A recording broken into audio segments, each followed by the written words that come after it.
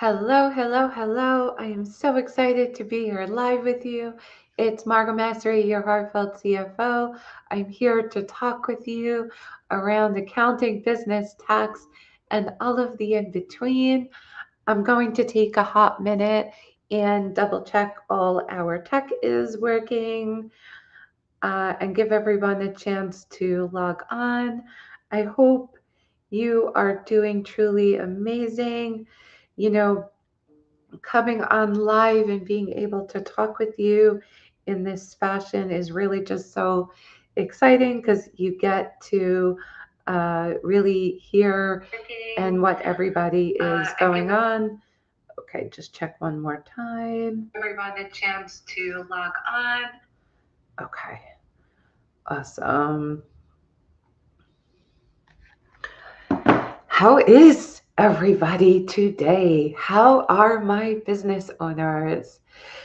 You know, last night I was thinking about today's live and I was like, what a topic. Balance sheet. What is your balance sheet telling you? This is not a topic that everybody likes to hear. However, I wanted to make sure, that we talk about this because really leading the industry for over 20 years in accounting and tax, I've noticed how many real estate professionals do not pay attention to this. And it ends up becoming where debt and the balance sheet is inundating you. And I want to give you some education around this area so that you have things to work from. In case you are new to my channel, I own and operate Heartfelt CFO Tax Services, where we help you with wherever you are on the entrepreneurial journey, whether you are first starting out or you have a bunch of properties or you're looking to get into it or you have personal wealth development, managing different entities. No matter where you are, we meet you where you're at. And then the heart of tax season, whether you are here or on the replay, let me know how you're doing. Is your preparation going okay? And send me your questions so that I can answer you.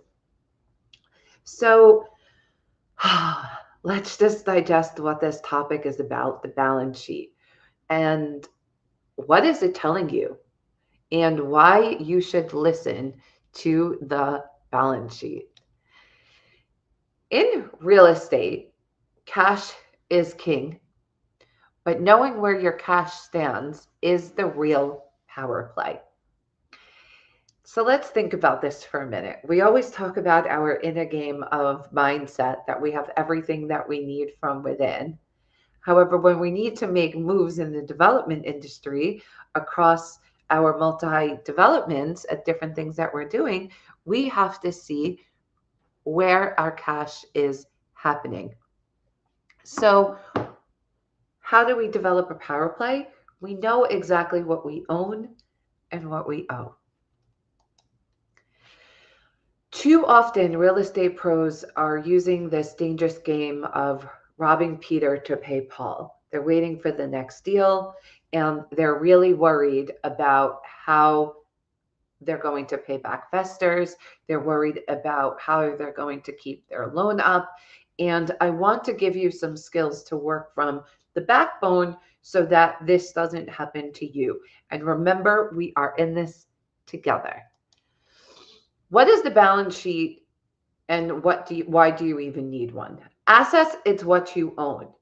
Now, properties, bank accounts, receivables, and investments, this is stuff that you own. You own your bank account, right? You own those investments. Now, knowing the worth of those is important, but also realizing that it's not liquidable cash assets. What you own is literally what's the items taking from your cash flow on a regular basis that we need to tap into, which would be loans, credit lines, unpaid invoices, your tax liabilities, vacations, payroll, all of those things, right? Because you could owe on some of these items. Now, your net worth is truly what's everything that is accounted for. It's kind of like after all of that.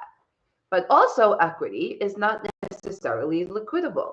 And when equity is not liquidable, what happens is that when things are happening, we don't really have a place to tap into. Now, what could happen if we don't pay attention to our balance sheet? The first thing is that our business doesn't have a proper valuation. Now, when it doesn't have a proper evaluation, we could either undervaluing the company or overvaluing. And then our investors or our people who want to come into the firm are not having the proper view and enough information to make the right decision. Lots of times I catch these deals when it's too late and it's not thought out before. And usually, when you have the system working for you across the years, that if you are looking for investors at any point in time, it's really not an issue. It becomes more of, does our investor suit our culture? The thing that I see a lot is difficulty with loans and funding. Now, bank and lenders determine on how risky things are by looking at the balance sheet. And a weak balance sheet in high debt, you can get your loan denied. Now, I was working with a partnership last year and they had the loans. However, they couldn't keep up what the requirements were because they weren't doing bookkeeping. And in their bookkeeping, they weren't itemizing the expenses, they weren't itemizing all of the accounts receivable, and accounts payable was therefore very, very behind. And it was becoming where the partners were literally in fires all the time because they were on the opposite sides of the street. Now, everyone wants to know how to save on taxes, but very little people want to put things into play that will help you be compliant. Now, accurate tax filings are easier than you think because if you itemize your expenses, you get to itemize your deductions. You itemize your expenses, you get to itemize your deductions, and then you get to take those off of taxes. Now, avoiding potential audits is having your paperwork in place, which is one of our 9 foundations is being paperless. Now, ideally, it's being paperless at this point because at any given point, you could go into the folder, open up the attachment that you need, and then you have it right then and there. What you want to do is have a place that you can work from instead of needing to log into every single app. Now, we could ignore it or we can work with it. And now I want to give you a few effective reasons of when you have a balance sheet of what to do. You can review it on a monthly basis. You can compare it with your current P&L. You will watch your debt levels, knowing what your debts are up to and what your requirements are on a regular basis. And you get to analyze your receivables and your payables.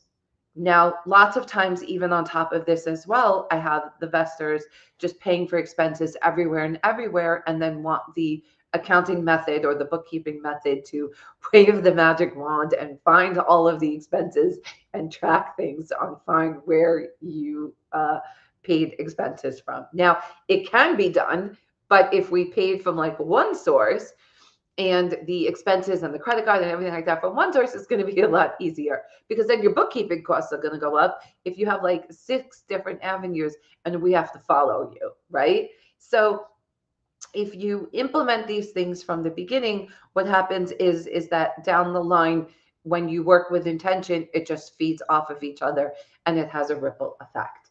Now, at the end of the day, the balance sheet is the backbone. It's not the P&L. Now, lots of times some people don't have an important balance sheet that, the P&L is more of the backbone.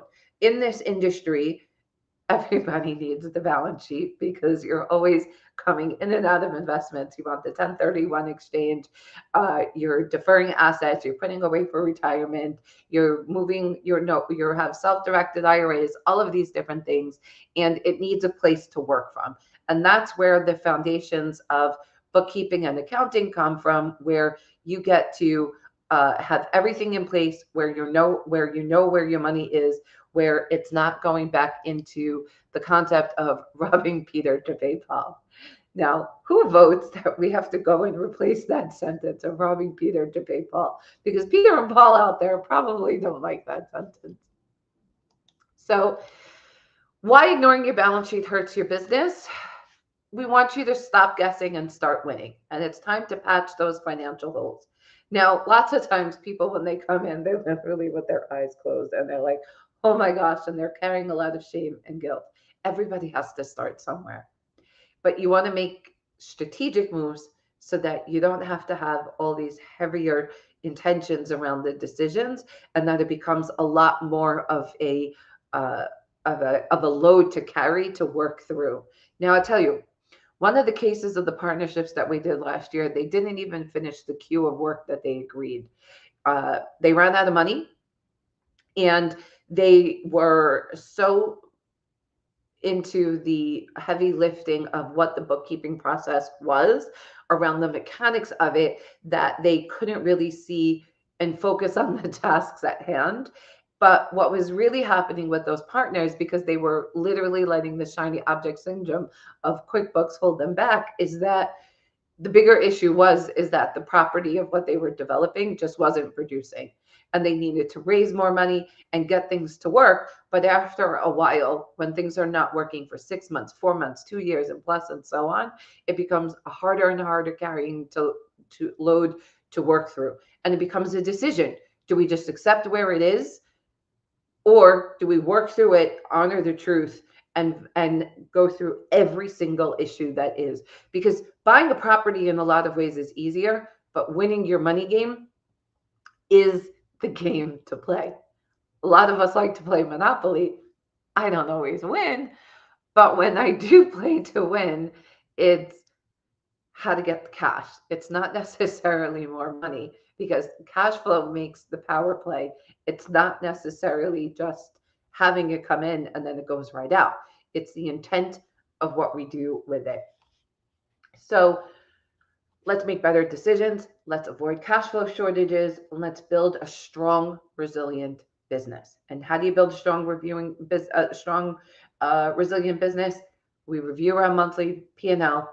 We compare it from the month before, even the year before, so we see where we're at, even if the project is closed, because you want to see the projects that you're building. So regardless of what actually is, you still want to see it. You want to watch your debt levels and see what's happening there, and you want to analyze receivables and payables. And when you do that, we have a resilient business, and you are able to have a resilient business. Now, if you are unsure whether your balance sheet is helping you or hurting you, I am offering you to take a quick look for a free balance sheet review. And I want you to DM me the word review. And let's get your numbers working for you and not against you. So DM me the word review, and let's see that the numbers are working for you and not against you, so that we can develop your power play game and work together on this instead of alone. Now, this balance sheet maze together is a real maze. And I've developed a whole bunch of methodologies that you can literally just walk through with doing this with me together. So where you see the gaps in your financial clarity, let me help you. DM me the word review, and let's work together so that this works for you. I am so excited and so honored that you are here live with me today. And for those watching the replay, I love you all. I thank you for listening. I thank you for letting me lead you. And I look forward to seeing you on the call so we can work together on this together. Talk to you soon. As always, any questions, let me know. Also, feel free to share your action steps from today, and let me know if there's some nuances that you want more specific things. I probably have resources for you too, and let's get working together so that it can work for you. Talk soon. Bye.